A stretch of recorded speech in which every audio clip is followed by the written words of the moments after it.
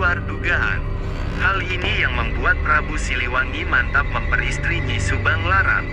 Penulis, Hendra Nugraha. Editor, Andra Adiatama.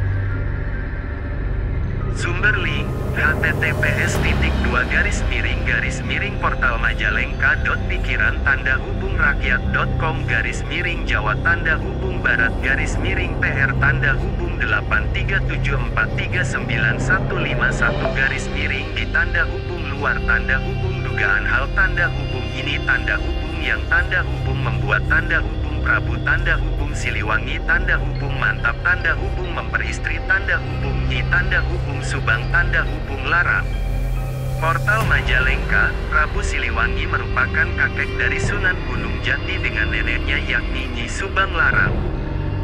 Kala itu Prabu Siliwangi berada di pusat kerajaan Sunda yakni di wilayah Bogor saat ini, sedangkan Nyi Subang Larang bersama gurunya di wilayah Karawang.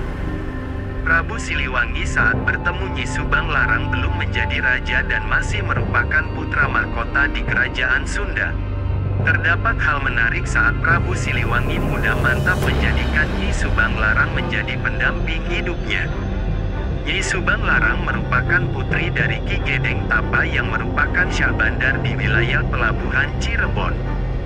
Ki Gedeng Tapa sendiri serta Nyi Subang Larang telah memeluk Islam dalam perjalanannya karena bersahabat dengan Syekh Kuro. Awalnya Syekh Kuro menetap dan menyebarkan Islam di Cirebon sebelum akhirnya Raja Sunda kala itu melarang penyebaran Islam di Cirebon. Raja Sunda saat itu bernama Prabu Anggalarang dengan putra mahkotanya yakni Prabu Siliwangi muda dengan sebutan Raden Pamanah Rasa. Syekh Kuro pindah ke wilayah Karawang dan Ki Gedeng Tapa menitipkan putrinya untuk memperdalam ajaran Islam sebagai bentuk kesungguhan dan ketertarikan Ki Gedeng Tapa. Seiring berjalannya waktu, Nyi Subang Larang menjadi murid Syekh Kuro dan telah pandai dalam ilmu kiroat atau menjadi seorang qoriat. Seperti halnya Syekh Kuro yang pandai melantunkan ayat Al-Quran dengan suara merdunya, rupanya Nyi Subang Larang pun berhasil menguasai ilmu tersebut. Suatu ketika Prabu Siliwangi ditugaskan oleh Prabu Anggalarang untuk meninjau pesantren Syekh Kuro serta memberi peringatan untuk menutupnya.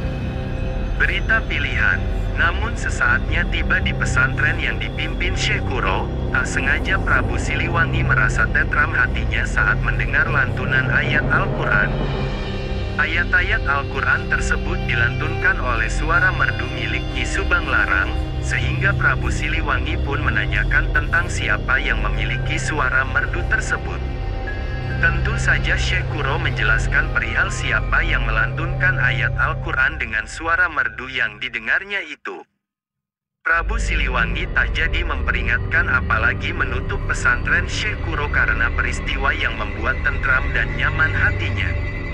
Alih-alih menutup, Prabu Siliwangi malah mengutarakan ketertarikan hatinya kepada Nyi Subang Larang di depan Syekh Kuro. Dengan kondisi Prabu Siliwangi yang masih menganut ajaran Hindu, Syekh Kuro pun memberikan beberapa syarat agar tujuannya tercapai. Hingga akhirnya Prabu Siliwangi saat menjadi Raja Pajajaran telah memiliki istri yang bernama Nyi Subang Larang.